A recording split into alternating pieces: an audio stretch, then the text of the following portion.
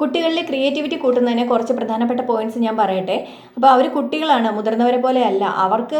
അവരെ കേൾക്കുക, നല്ല കേൾവിക്കാരാവുക പാരൻസ്. അവർക്ക് പറയാനുള്ളതൊക്കെ അവർ പറയട്ടെ. പറഞ്ഞു കഴിഞ്ഞതിന് ശേഷം നമുക്ക് അതിൽ തിരുത്തലുകൾ വേണമെങ്കിൽ അപ്പോൾ അത് തിരുത്തലുകൾ ചെയ്തു കൊടുക്കാം. ഇനി അവർക്ക് ഇഷ്ടമുള്ള കാര്യത്തിൽ നമ്മൾ അവരെ മോട്ടിവേറ്റ് ചെയ്യുക. പാട്ട് പാടാൻ ഇഷ്ടമുള്ള കുട്ടിയാണെങ്കിൽ അവർക്ക് പാട്ട് പഠിക്കാനുള്ള സൗകര്യം ചെയ്തു കൊടുക്കുക. അല്ലെങ്കിൽ ഡ്രോയിങ്സ് ഇഷ്ടമുള്ള ഒരു കുട്ടിയാണെങ്കിൽ ആ പടം വരയ്ക്കുന്നതിനുള്ള മെറ്റീരിയൽസ് കളക്ട് ചെയ്ത് കൊടുക്കുക. എപ്പോഴും അവരെ ക്രിട്ടിസൈസ് ചെയ്യാതെ അവരോടൊപ്പം നിൽക്കുക.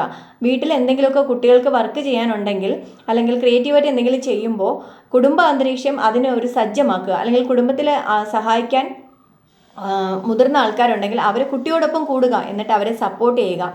അല്ലെങ്കിൽ ആ ഒരു എൻവയോൺമെൻറ്റ് അങ്ങനെ ആക്കി കൊടുക്കുക. അത് കുട്ടികളിൽ വളരെ ക്രിയേറ്റീവായിട്ട് അവരെ ചിന്തിക്കാൻ കൂടുതൽ സഹായിക്കും എന്നുള്ളത് മനസ്സിലാക്കുക. ഇനി ഒരു കാര്യം കൂടെ പറയട്ടെ. അവർ ധാരാളം വായനാശീലം കുട്ടികളിൽ ഉണ്ടാക്കിയെടുക്കുക. അതിന് കഥാപുസ്തകങ്ങൾ അല്ലെങ്കിൽ ഇപ്പോൾ പിക്ചർ വെച്ചിട്ടുള്ള സ്റ്റോറികൾ, ഇതൊക്കെ അവരെ കാണിച്ചു കൊടുക്കുക.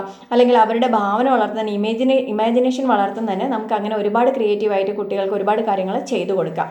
ഈ ഒരു വിഷയത്തിൽ കൂടുതൽ കാര്യങ്ങൾ അറിയുന്നതിന് താഴെ വീഡിയോ കൊടുത്തിട്ടുണ്ട്, അതൊന്ന് കാണുക.